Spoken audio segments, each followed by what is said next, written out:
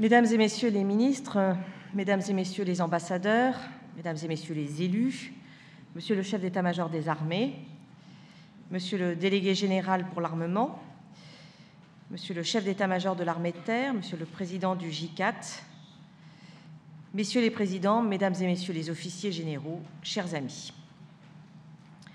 Eurosatory, ce n'est pas seulement un salon. Ce n'est pas seulement le centre d'exposition de nos armements terrestres, des technologies à venir, c'est le croisement de nos ambitions. Notre ambition pour nos forces, qui sont engagées sur les théâtres d'opération comme sur le territoire national, pour ces femmes et pour ces hommes à qui je veux rendre hommage et qui se battent au quotidien pour notre sécurité et pour notre liberté.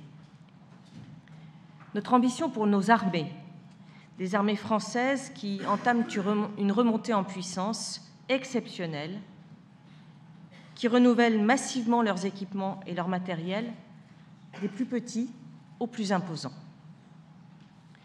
Eurosatory, c'est une ambition pour notre innovation, pour des armées résolument modernes, prêtes à affronter tous les ennemis et tous les modes de combat du XXIe siècle. Ce salon, enfin, c'est notre ambition pour une coopération, pour une défense plus forte, plus rapide, plus performante, ensemble. Ce n'est pas pour rien qu'Eurosatory est devenu un événement incontournable pour la communauté de défense, pas seulement en France ou en Europe, mais partout dans le monde. Ce n'est pas pour rien que, de partout, on se presse pour exposer et assister à ce qui est aujourd'hui le plus grand salon au monde pour la défense terrestre et aéroterrestre. Je suis donc très heureuse d'être ici avec vous, fière de vous voir si nombreux, si enthousiastes, et fière aussi de voir que le savoir-faire français est connu et reconnu. L'industrie de l'armement terrestre, ce sont 15 000 emplois directs en France, un réservoir exceptionnel d'emplois qualifiés. Ce sont aussi des embauches à venir, un secteur très vaste, depuis le véhicule blindé jusqu'aux munitions, depuis les systèmes d'information et de communication jusqu'aux petits équipements de nos soldats. L'industrie de l'armement terrestre, c'est le dynamisme, la recherche de l'excellence et de l'innovation. La part de l'armement terrestre dans nos exportations est en très forte augmentation. La gamme aéroterrestre est en plein essor. L'arrivée cette année du nouveau missile MMP suscite l'intérêt. Les innovations apportées par le programme de véhicules connectés Scorpion viennent enrichir encore notre offre d'équipements terrestres. En somme, aujourd'hui, nul ne peut ignorer la France dans le domaine des armements terrestres et aéroterrestres.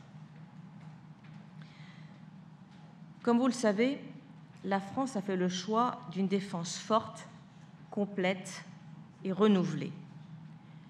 La loi de programmation militaire, adoptée à une très large majorité par l'Assemblée nationale et le Sénat, l'affirme clairement.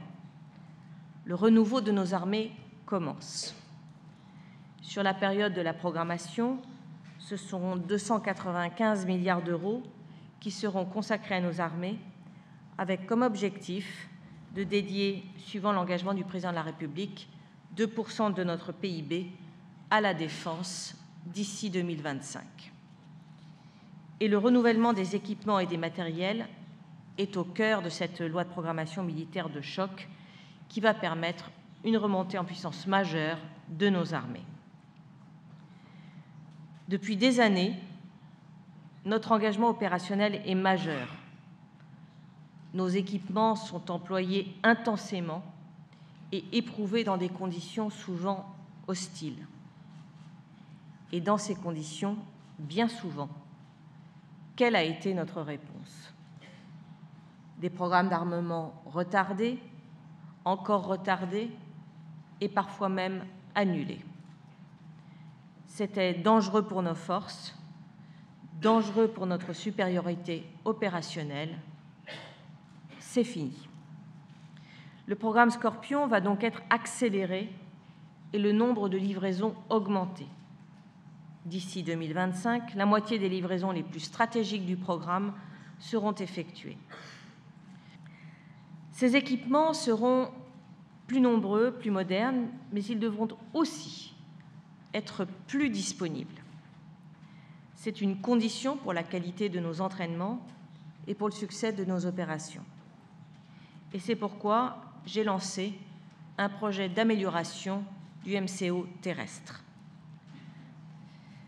Je vous parle de ces gros matériels, mais je veux aussi également vous parler des drones, qui sont l'exemple même d'équipements aéroterrestres de rupture, adaptés aux nouvelles menaces et aux nouveaux conflits.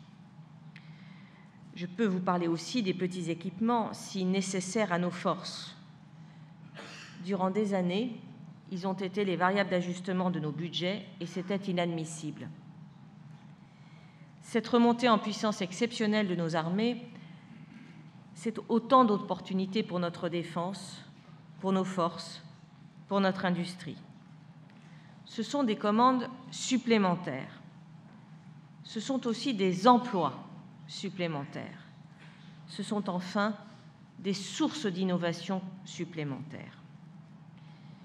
Car l'innovation doit être au cœur de notre action. C'est un de mes mantras et je ne m'en cache pas.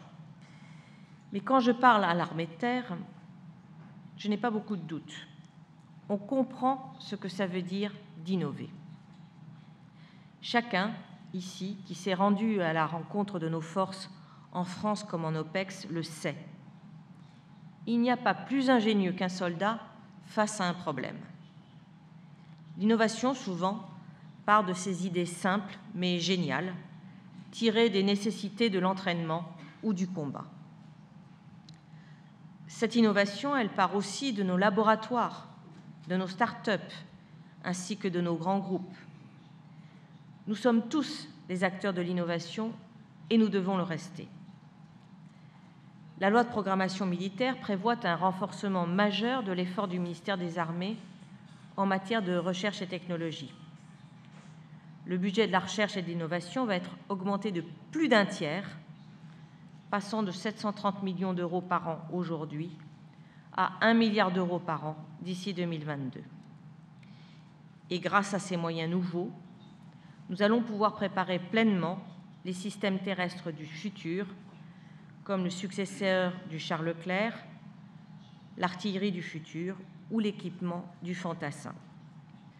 Si nous voulons attirer les meilleurs talents, les pépites technologiques, les PME et les ETI, qui sont les plus innovantes, alors nous devons faire preuve d'ouverture et les respecter, les payer dans les délais, ne jamais donner le sentiment de les acculer ou de les mépriser.